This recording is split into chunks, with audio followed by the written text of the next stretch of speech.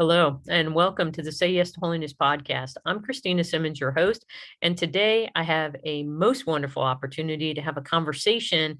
I'm very excited about this, to have a conversation with Melissa Dee, who is the producer and the script writer, and I want to talk a little bit about that, for a podcast that I just love, and I don't even have little kids in the house anymore, but it's called Saints Alive, Stories of the Saints for Our Young Saints in the Making. And Melissa, welcome to the show. Thank you so much for coming on. Thanks so much for having me. I'm excited. Oh, so could you share with everyone a little bit about like where you are right now, and location, because I'm down in Fort Payne, Alabama, and then also a little bit about your own journey and kind of what brought you to where you are today. Yeah, sure. So we are in Vermont. We're currently living with our in-laws, but we just bought our first house. After 3 years Congrats. of marriage, we're very excited, and we close on Friday. So we're going to be living in Vermont, which is great. We all of our families here, and they've been so supportive of this podcast. And yeah, I'm a pediatric nurse. That's my quote unquote real job. I'm a mom of two, and I married my husband, Alex. We got married 3 years ago, and he and his best friend, Tanner. So it's three of us. It's my husband and I, and then our best friend, Tanner. And we all came up with this idea of telling stories of the saints. Um, and it really kind of started with, my husband was an actor and filmmaker. We were living out in Hollywood, and so many of the projects that were coming were just horrible. And then we had our first baby. I was like, you got to get me home. We got to go back to Vermont. But when we left, I just said, I promise you, I'm going to help you tell stories that are worth telling, because that's just his whole mission. And I don't know what that's going to look like, but we're going to do it. And so,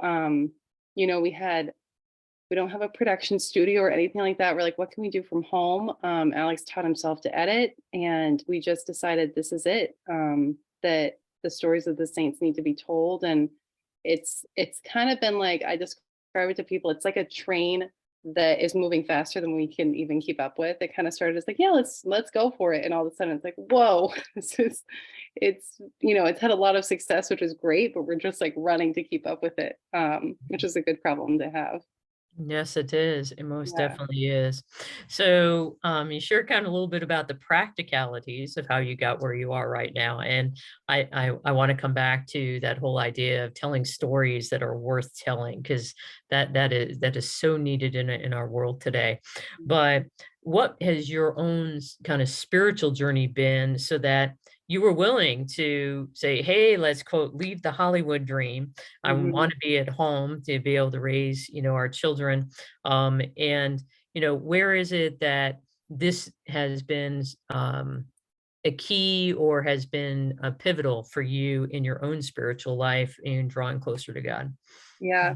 So it's funny because the short version of it is what I just gave you, but the Hmm. long version of it is that I had a really hard time accepting my husband's kind of desire to be an actor and filmmaker. When we Hmm. first got married, I was just like, man, this is just so selfish. We're out here in LA, and I want to be home, and I want him to provide and all these things. And it was really through I think he's venerable now, I should know this, but it's Father Patrick Peyton who came up Hmm. with the family that prays together stays together. My husband was on the team that made a documentary about him, and he just really guided our marriage in a very simple way. But we started praying the rosary together, Mm. and it was just kind of this point of conflict, like, oh, we don't really agree with our career choices, and I'm very practical, and I'm a nurse, and he's not as practical, and we'll figure it out. And then we just stuck with that rosary, by the grace of God. And it just molded both of our hearts, Mm. in a way that only God can, and my heart really became open. And I just realized that, you know, this good desire, it's not selfish, it was put there by God, and He will provide for me. And we need to answer that call. And in the same way, I think that Alex was able to kind of let go of LA and like, okay, we got to get home. So God just molded our hearts through the rosary. And I don't think we ever would have been open to this idea if we hadn't had that consistent prayer. That really, it just kind of changed everything in a really radical way, it's really just amazing. I mean, just one simple prayer every night, that now we're here, you know? Right. Yeah, I think so often we're looking for like the big, mountaintop moment, the Mhm. transfiguration moment. But the fact is that God almost always works through the little moments, the Exactly. little opening of the door, and he'll just take the half an inch, and then it becomes an inch, and then it becomes two, and then it becomes four. Mhm. But I can't stress how also important I'm sure it was not just praying the rosary, but praying it together.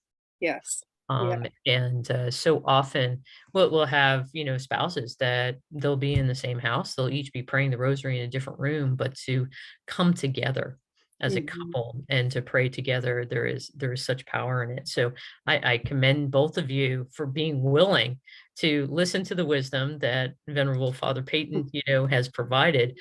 But even so, it's something of you witness to it, by the grace of God, you were able to persevere and into it.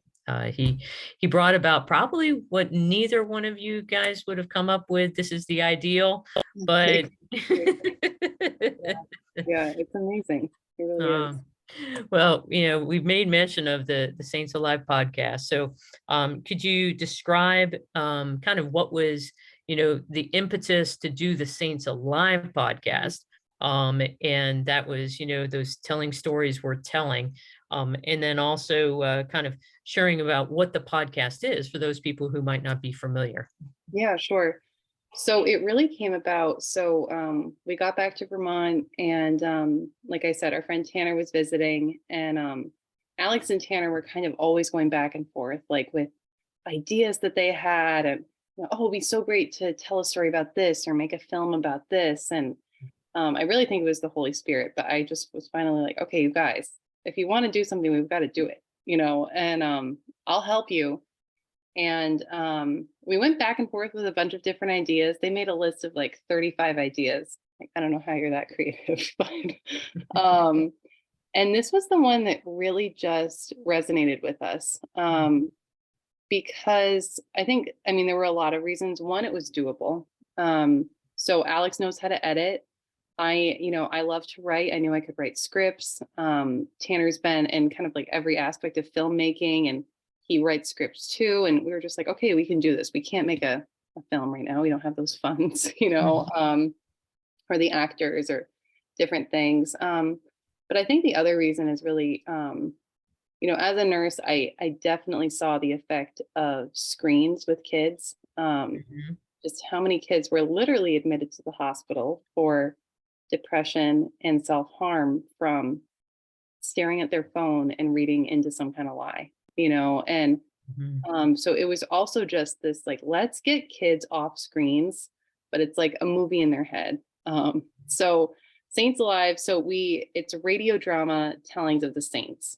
So we do a new saint every month. Some episodes are one part, some are two parts. We have about 20 out so far. So we've been going for a little over a year.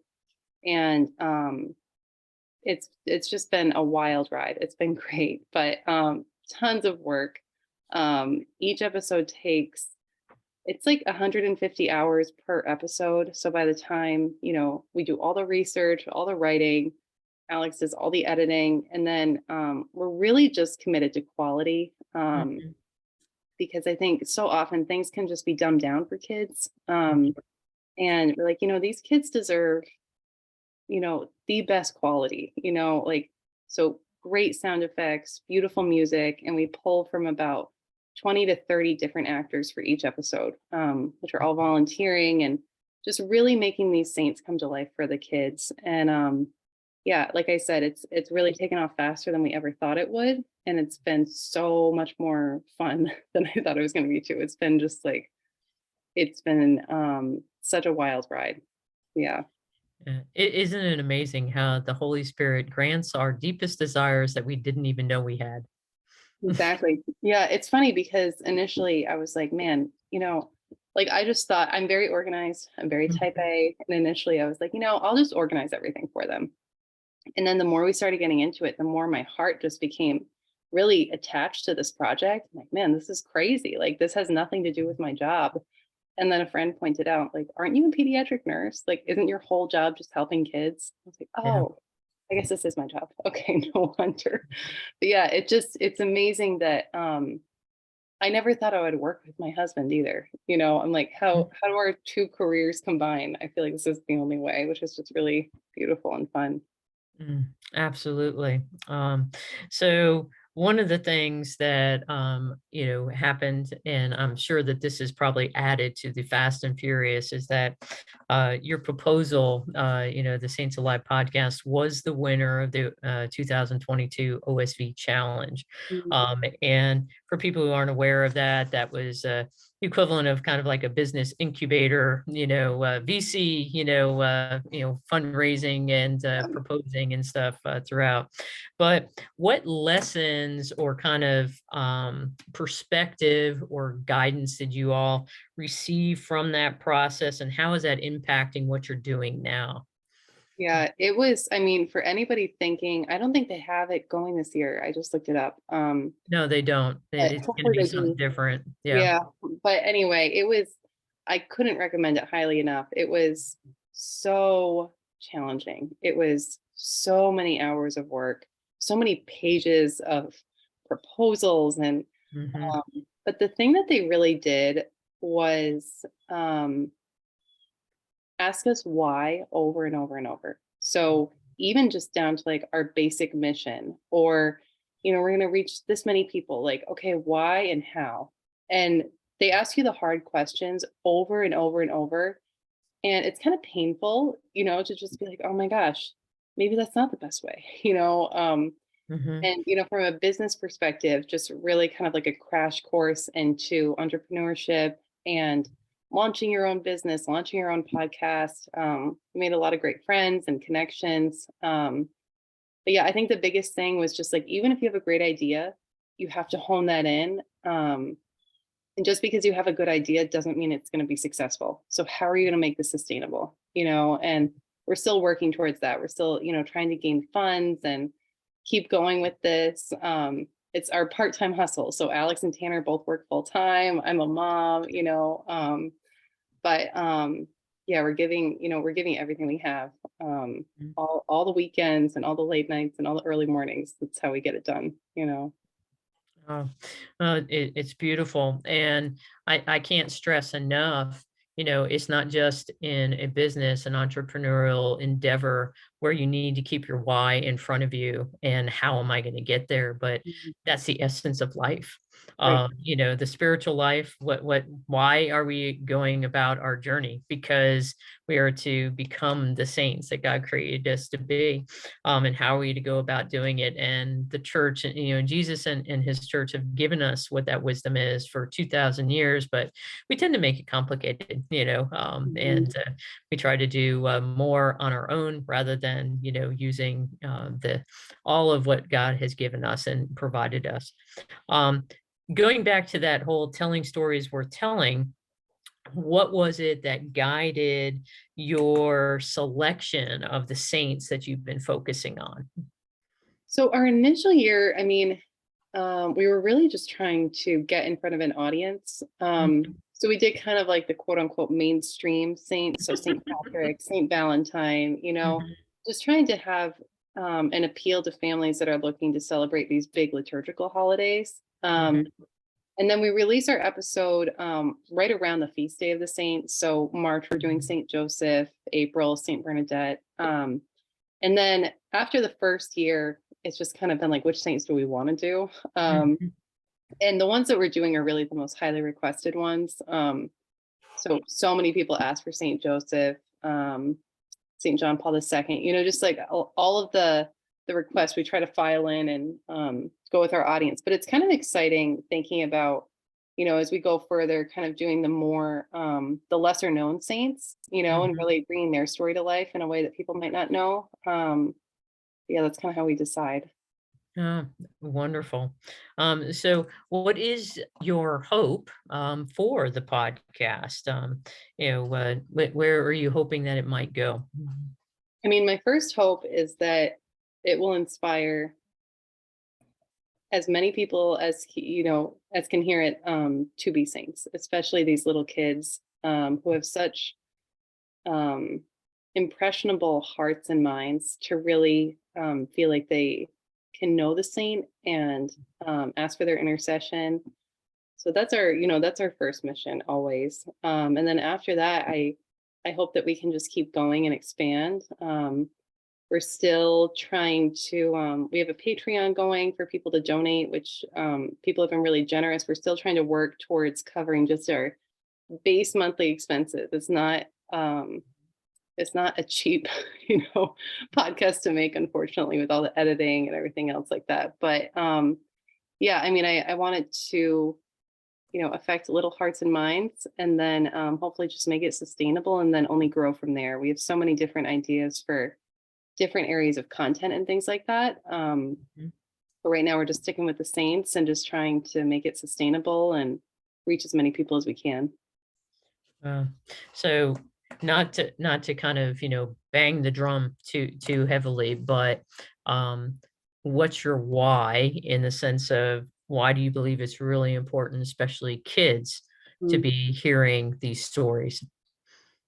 Um, because I think that our culture now more than ever um, is just completely overtaken with noise. So, Mm, um, children's movies or TV shows or even podcasts, um, there's either there's either no story to it, no virtue, um, no, there is just fluff, or there's an alternative agenda which seeks to harm these kids, mm, blatantly.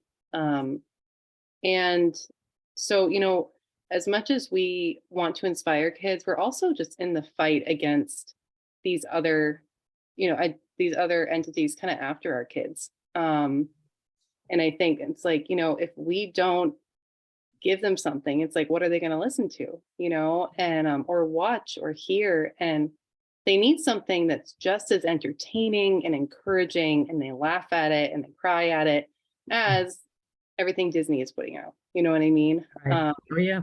So it's kind of our fight back against the culture too, because Mhm. our kids need it. Yeah. Yeah. Well, I mean, the adults do too. Right. And that's where kind of a lot of what I do with Say Yes to Holiness is kind of like a backdoor in, to the parents. And my husband and I, when we travel, we've listened to, so Formed has their Augustine Radio Theater, and Mhm.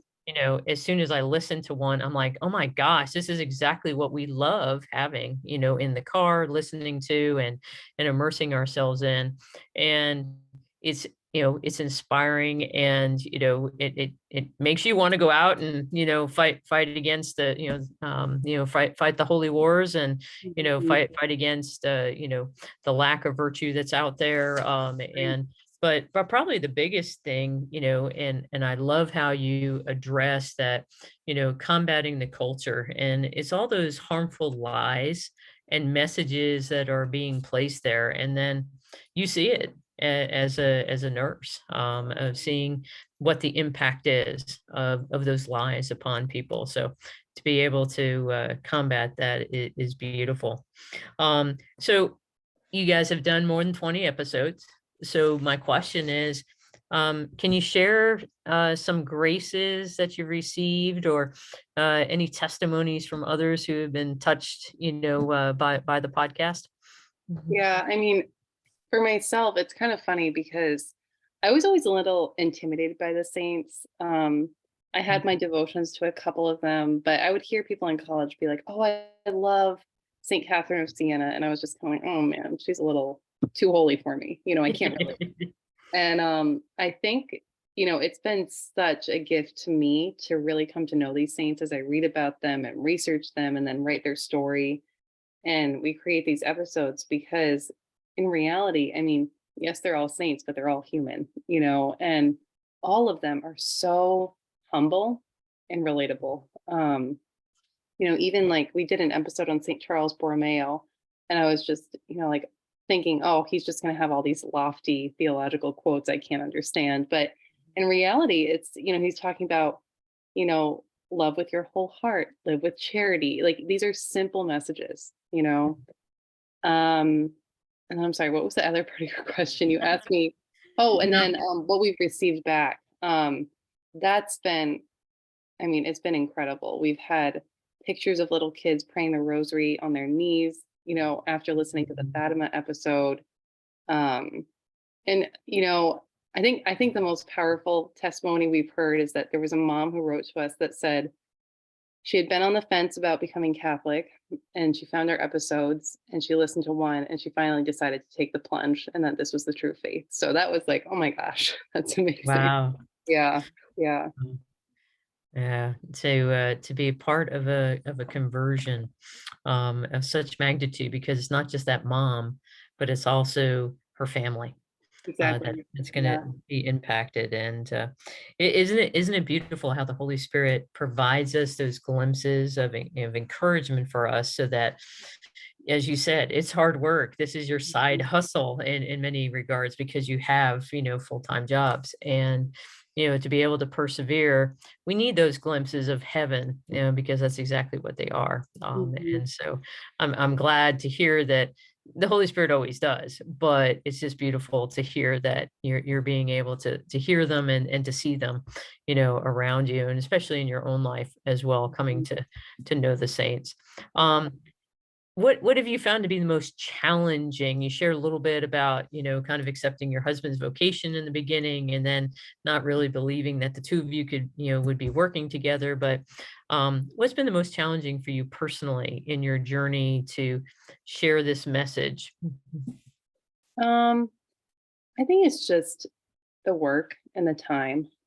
It's funny because people will say, people that don't really know us, like, oh, podcast. Oh, cool. Yeah, my brother does a podcast.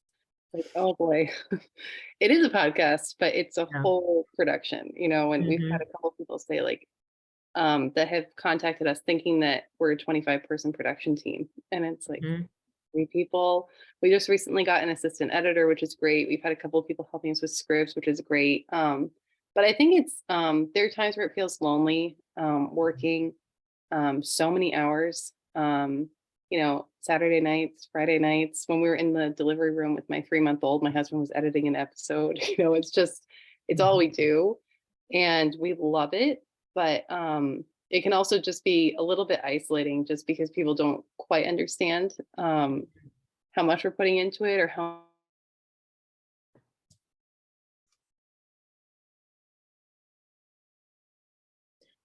Well, we paused for a little bit there, but time hopefully. to still be a family, finding time to take care of ourselves and get sleep and take care of our kids, amidst all the busyness. Mm. Oh gosh, yeah. To be able to persevere in the midst of the busyness of just family life, Right. um, Right. is a great challenge. So into that, how do you think this work has been helping you on your own journey towards sanctity? Mm. I don't know. I think it just comes back to the saints. Like I feel, um, I feel like they are helping me write their story. Mm, Um, and God has just provided for us, like in times where we're burnt out, we're worn down, we don't know where to go. He makes the path really clear. Or we get a letter from a 5-year old that loves listening, and every time that we kind of hit a roadblock or we're just exhausted, he gives us that strength to carry on. And that has just been um, really humbling. Just, I don't know, like your podcast, Say Yes to Holiness. And when you say yes, it doesn't mean it's not going to be hard, but mhm. it does mean that God will provide for you. And yeah, that's been the best part. Uh, I mean, I don't know how many times, it was, having that question of why am I doing what I'm doing? And then invariably I'll get an email from somebody, Exactly. and it'll be Yeah, like, okay, Lord. yeah, I I, know. It's and awkward. Yeah. Yep. So I can so identify, and it does take a great deal more work for to do what you all are doing than like what I do. I mean, I'll be perfectly honest. I mean, my editing is a bare bones. I'm not putting in anything significant. Not doing any kind of sound effects. I'm not doing any kind of definitely not doing multiple voices and multiple actors and bringing all of that together. Yeah. Which Yeah. speaking of, so for process, do you bring people together, or are they, recording separately and then you have to, put it to, Yeah. oh, wow. All remote. Alex, his family, they're a family of actors, so that's been really helpful. So we'll have like some like recording days at home. But yeah, for the most part, most of our actors are remote. We have a lot of friends from LA that have helped us that are actors. And then people have just reached out actually from all over the world. We have Mhm. some people in Ireland, some people in England. But it can be challenging. We'll set up Zoom calls sometimes to direct people, and Right. putting all those voices together is so much work. Yeah. Yeah, no, absolutely. And so I commend all of you for stepping into the breach, because that's really what this is. And it is so needed not to have people just talk about the saints, but to actually bring them to life for people to be able to hear them. And, might not be the exact, accent of a particular saint. But the fact is that it's like The Chosen, and it's what The Chosen is doing right now, of where it is making it possible for us to envision what it was potentially like, and, it doesn't necessarily have to be completely accurate, but I know that, you guys do some serious research into all of your saints. And I've been, as I've been listening, I've been like, wow, I forgot about that story, but they wove it in so beautifully. Oh, thank you. Yeah, we try to um, be as accurate as possible. We've flubbed a few times. There were a couple dates, and one time we said, I can't remember which pope, but we said the second instead of the first. And mhm. but we try to, we have a theology checker, which is great. And yeah, we try to fact check as much as we possibly can. Yeah. Mhm. Yeah. But on the other hand, it's something of where I still remember a former pastor of mine saying it wasn't like CNN was going around with Jesus and taping everything. It's just like we have to have a little bit of leeway. Right. And it doesn't have to be literally perfect in order Mhm. for it to be truth. Right. Um, Right. and so I think that you being able to bring these stories to life is just absolutely amazing and wonderful. Thank you. Um, Another, question for you, on your journey, you shared about, praying the rosary with your husband at night. But has there been another idea or habit or practice for you that's been key for you to really live out your vocation to its fullest? Yeah, I mean, there's so many things that I want to do, and I feel limited as a mom, to be totally Mhm. honest. I have a 2-year-old and a 3-month-old. I think that the biggest thing has just been, um, instead of just, reading the lives of the saints and taking these facts and putting them on paper, like I have this opportunity to let their words penetrate my heart if I let it, and Mhm. that can change the course of my whole day. If I'm just reading about St. Josephine Bakita and I'm taking notes and it's just one thing on my list, yes, I have to get it done, but it can also change the way that I interact with my family. You know, um, it just helps me if I let it. So there's been a lot of reading of the lives of the saints. That's been a new habit, which has come Mhm. into play. And I think, yeah, that's just a practice I'm always failing at, but I'm trying to work on. It's just really letting that truth just change the way that I live my day. Mhm. Yeah, I think that many people are not aware that, Mary, when she entrusted the rosary to Saint Dominic, that was, it was not, hey, you only pray these particular mysteries, but rather the lives of the saints, the teachings of the church, all of those things are fair game, Right. for lack of a better term, to be able to meditate on. And we think that meditation has to be this big, we have to sit down and it has to be super quiet, etc. But, what did Mary do? Mary went and pondered all these things in her heart. And that's what, as moms, that's what we get to do best, is that as we go about the daily tasks, is that we're able to meditate on those things that our Lord has put before us, be it his word or the words of his saints in this instance. And all of it bears fruit if we allow it to. So awesome. So we've been talking about books and movies and, that kind of thing.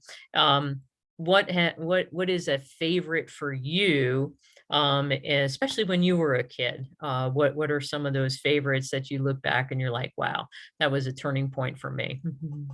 Hmm. I mean, my favorite movie as a kid was The Lion King. Oh, Um, yes.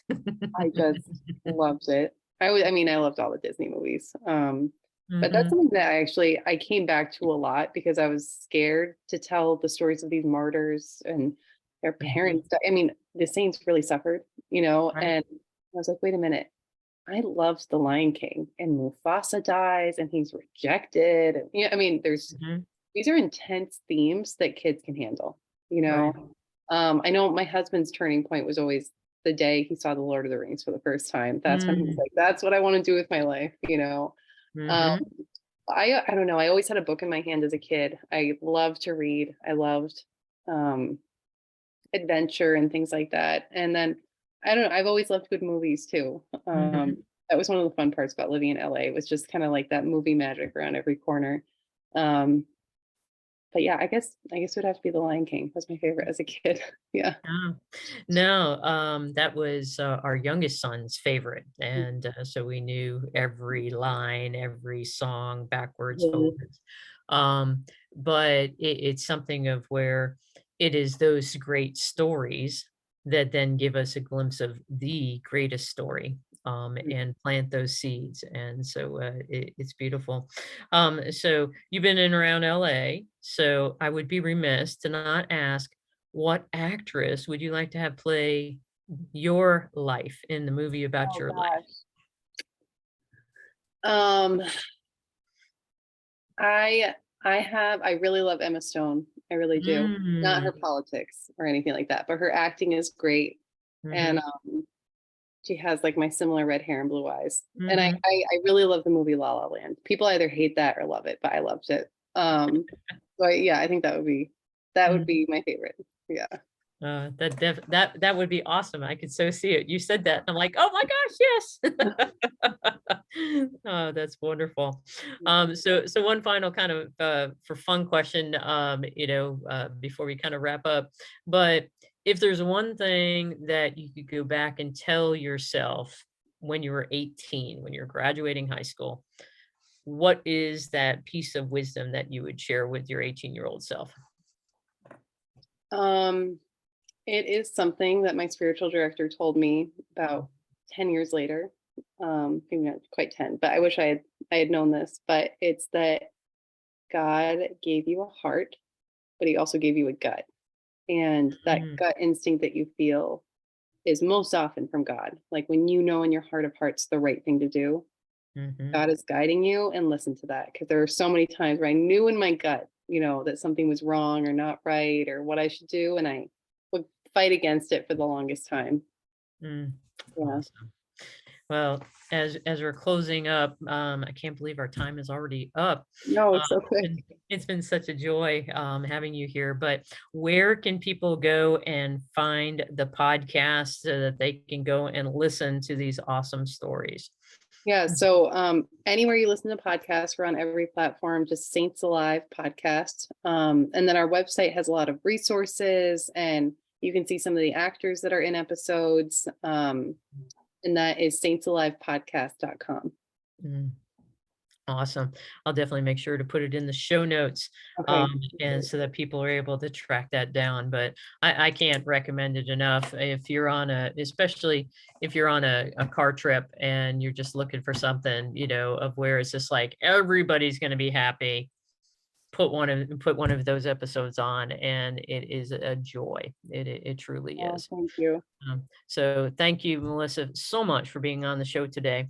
I really have enjoyed it, and know of my continued prayers for all of what you guys are doing. Thank And you. I'm excited because we have a grandson, and so we've already kind of pointed them. He's a little young yet; he's only 2.5. So, Okay. but even so, he's getting to that point, and he Yeah. loves books. So, Okay. so we're excited to be able to point them in this direction. But any final words or anything for the audience Oh, out I there? mean, just thank you for having me. And I don't know. I love the I love the title of your podcast, Say Yes to Holiness, because it's just like that daily reminder. What are you going to say yes to? So it's been an honor. Thank you. Not at all. So, for everyone out there who's joined us for this conversation, I hope that you've found it to be such a joy, just like I have, and know of my continued prayers for each and every one of you, especially that you may be able to continue to do whatever it takes so that together we can tell the Master of Death, not today. God bless everybody.